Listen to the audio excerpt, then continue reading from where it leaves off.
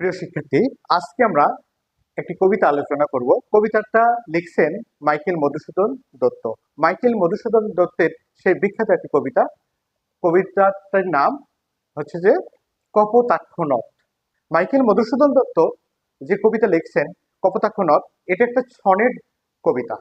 আমাদের নবম দশম শ্রেণীর যে বাংলা বইয়ে যে কবিতাগুলো আছে তার মধ্যে একটি মাত্র কবিতা সনেট জাতীয় কবিতা। সনেটের কিছু লক্ষণ আছে, কোনগুলোকে আমরা সনেট বলবো। সনেটে মূলত 14টা চরণ থাকবে। প্রথম 8 চরণে থাকবে ভাবের ভাবের উদয় এবং ষষ্ঠকে থাকবে ভাবের পরিণতি। তাহলে আমরা আজকে সনেট নিয়ে আলোচনা করি। আসলে সনেটের যে লাস্টের যে মিলবিন্যাসটা ক খ গ ঘ কেন হয়, এটা আমরা শুরুতে আলোচনা করব। দেখো, এখানে আমরা আলোচনা করি কপোতাক্ষ নদ।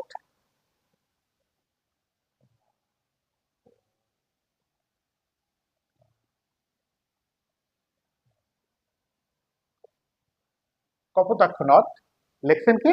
মাইকেল মধুসূদন দত্ত।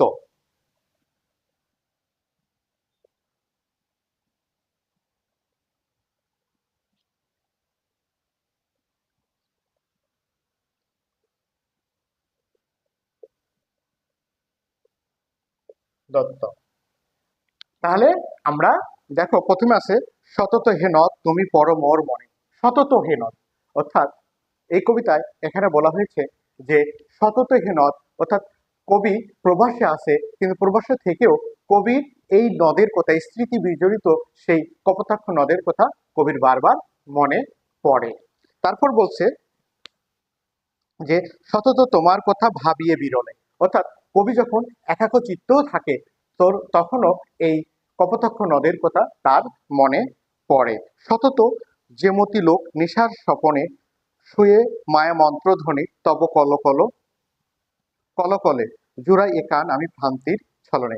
অর্থাৎ কবি যখন আমরা যখন ঘুমের ঘরে থাকি, যখন স্বপ্ন দেখি, স্বপ্ন অনেক কিছু আমরা মনে করি যে আপন করে নিই, কিন্তু কবি অনুরূপভাবে বিদেশে থেকেও যেন ভ্রান্তির ছলে ঘুমের ঘরে যেন কপোতাক্ষ নদের কলো কলো ধ্বনি শুনতে পাচ্ছেন। কপোতাক্ষ নদের সাথে তার যে স্মৃতি বিজড়িত ঘটনা আছে, সেই ঘটনাগুলো তিনি দেখতে শুনতে পাচ্ছেন, ঘুমের ঘরেও তিনি শুনতে পাচ্ছেন।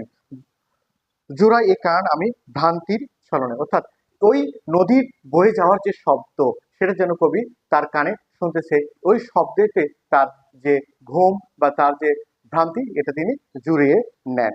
তারপর বলছে বহু দেশে দেখিয়াছি বহু নদ দলে, কিন্তু এই স্নেহের তৃষ্ণা মিটে কার জলে। কবি বিদেশে থেকে বহু নদ দেখেছেন, বহু নদ দলেছেন, বহু নদ অতিক্রম করেছেন, কিন্তু কপোতাক্ষ নদের জলের যে তৃষ্ণা, কপোতাক্ষ জলের নদের যারা তার যে ভালোবাসা, তার যে পিপাসিত মনকে শীতল করেছে, পৃথিবীর আর কোনো নদের পানি দ্বারা তার এটা মিটে নাই। কিন্তু তারপর হচ্ছে দুগ্ধ স্রোতরূপী তুমি মাতৃভূমির স্তনে। তিনি কপোতাক্ষ নদকে মাতৃভূমির স্তনের সাথে তুলনা করেছে। মা যেমন বাংলাদেশটা আমাদের কি মাতৃভূমি, সেই মাতৃভূমির সেই স্তনের যে মায়ের দুধ খেয়ে আমরা যেমন বড় হই, অনুরূপভাবে কপোতাক্ষ নদের জলের তার তৃষ্ণা পিপাসিত মিটে যায়, এবং এই জলকে তিনি মাতৃ দুধের সাথে তুলনা করেছেন। তারপর বলছে আর কি হে হবে দেখা। এখানে কবি আক্ষেপ করছেন, আর কি হে হবে দেখা যতদিন যাবে। কবি যেহেতু বিদেশে আছে, তিনি আক্ষেপ করে বলছে আর কি হে হবে দেখা তোমার সাথে, আমি যদি আবার কোনোদিন দেশে ফিরে যাই। বলছে রাজরূপ প্রজারূপে রাজরূপ সাগরে দিতে, অর্থাৎ প্রজা যেমন জমিদারকে কর দেয়, অনুরূপভাবে নদীও তার পানি দ্বারা সাগরে কর দেয়। বাড়িরূপ করো তুমি এমিনতি গাবে, অর্থাৎ তুমি যে কর দাও, কিন্তু সে কর দেওয়ার সময় তোমার যে কুলো কুলো নদী বয়ে যায়, ওই সময় তুমি আমার গুণকীর্তন একটু বলো, আমার ভালোবাসাটা তুমি একটু প্রকাশ করো তোমার ওই কুলো কুলো ধ্বনির সাথে।